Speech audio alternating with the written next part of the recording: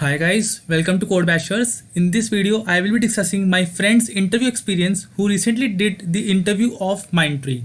In this video, I will be discussing both the questions which are asked in technical round as well as the questions which are getting asked in HR round. So guys, make sure that you watch this video till the end so that you can get to know the level of the questions which are getting asked. Guys, if you have not subscribed to my YouTube channel till now, please subscribe it as well as join my Telegram group also. I post regular updates on different companies which are hiring as well as the coding questions which are getting asked in them.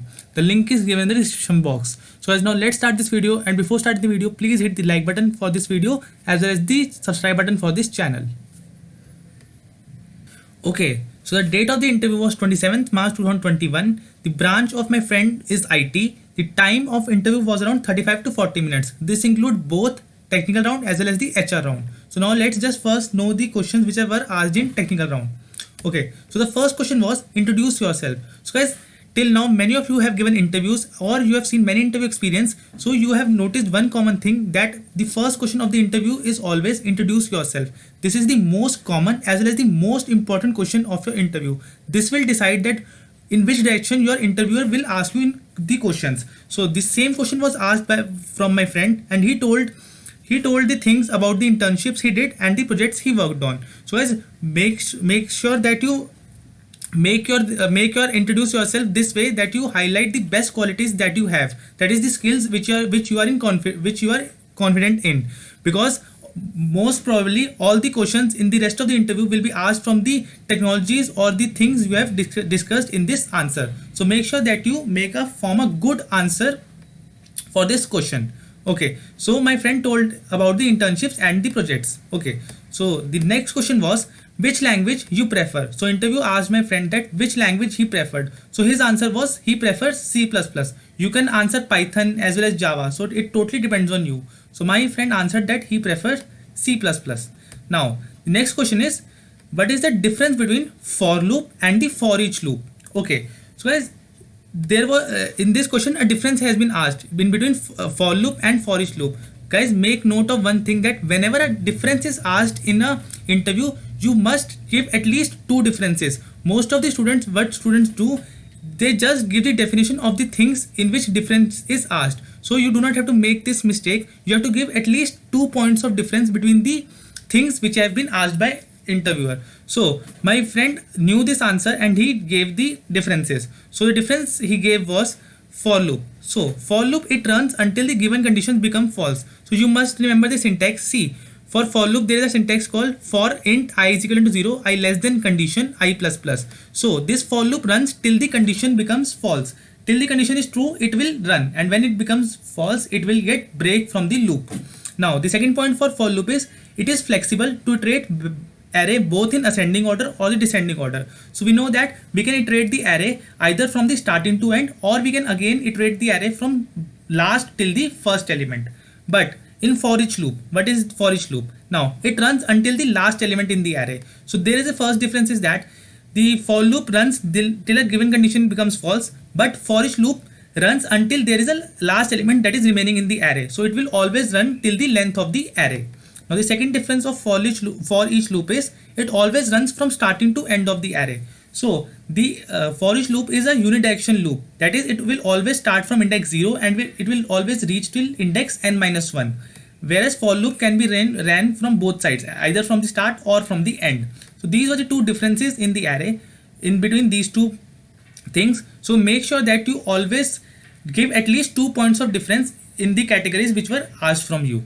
Okay, so next question was name all the sorting techniques with their worst case complexities. Okay, so there are large amount of sorting techniques. My friend knew only 5. So first was the bubble sort. The worst case complexity of sorting through bubble sort is n square, as we know that there are two loops which are running from 0 till n-1. So worst case complexity is n square.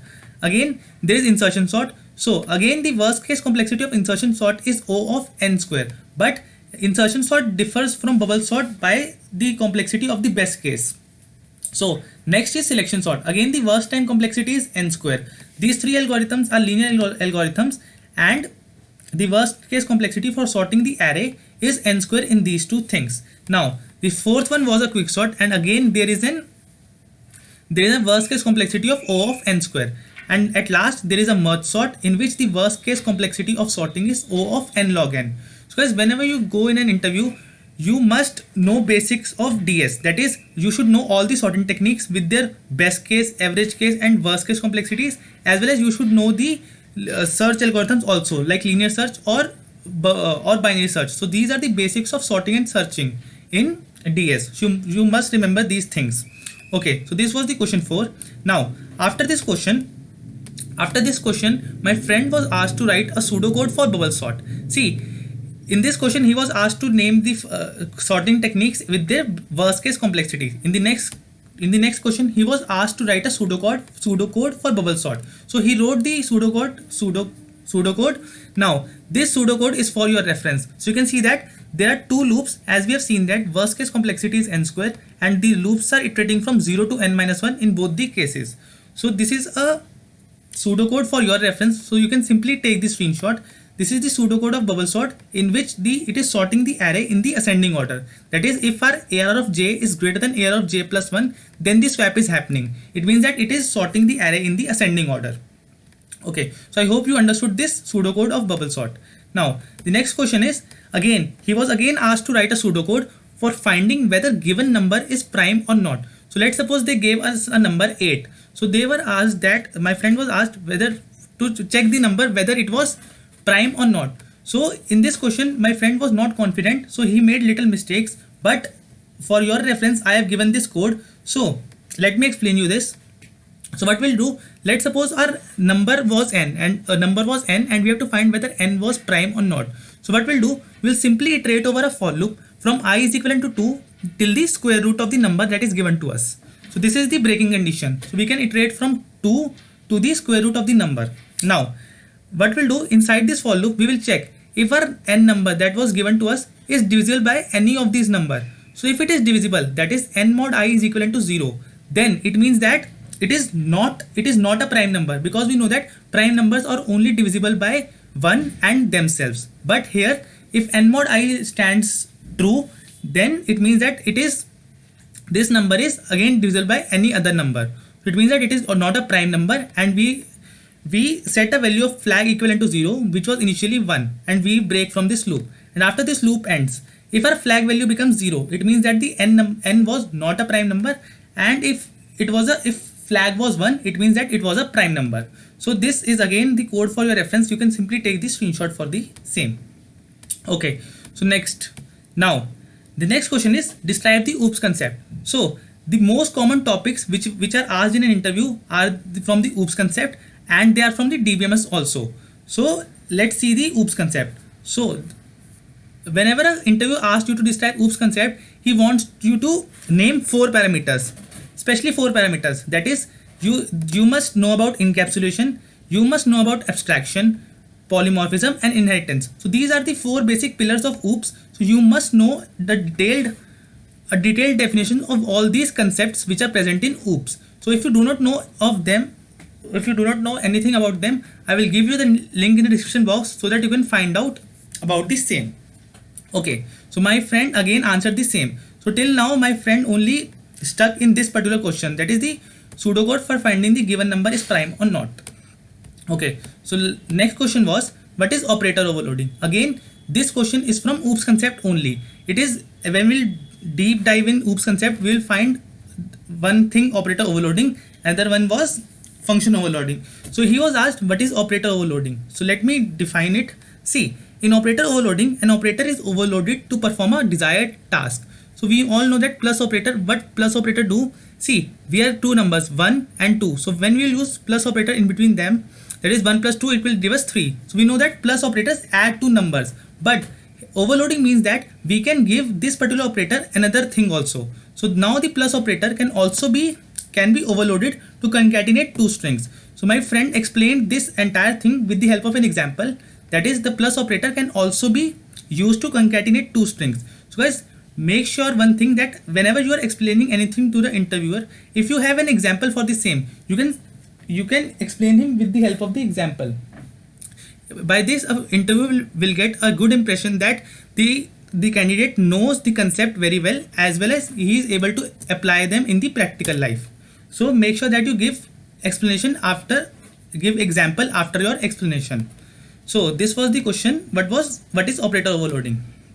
Now the next question, and this was the last question of the technical interview, that is, what are the types of inheritance in C++? Why he asked C++? Because in the starting of the interview, my friend told him that he is confident in C++. So now the types of inheritance. See, in C++ there are 5 types of inheritance. One is single inheritance, another one is multiple inheritance, third is hierarchical inheritance, fourth one is multi-level inheritance, and fifth is hybrid inheritance. See, so these are only the names of inheritance. You have to describe every inheritance with the help of an example. So again, if you do not know about these inheritance, I will again give you the link in the description box for an article of Geeks for Geeks or some other site, so that you can get to know a deeper knowledge of this inheritance. So this was all for the technical interview. My friend, out of 9 questions, my friend answered 8 questions. He only got stuck in 1 question. So he cleared the interview, technical round, and later he was asked to give the HR round. Now HR round was around 5 minutes. First of all, what the question was, explain about your project. See, generally this type of question is asked in the technical round, but for my friend, this question was asked in the HR round. Explain about your project. So whenever you are told to explain about your project, so what all things you have to explain? You have to explain about your project. You have to explain the technologies that you have used in the project.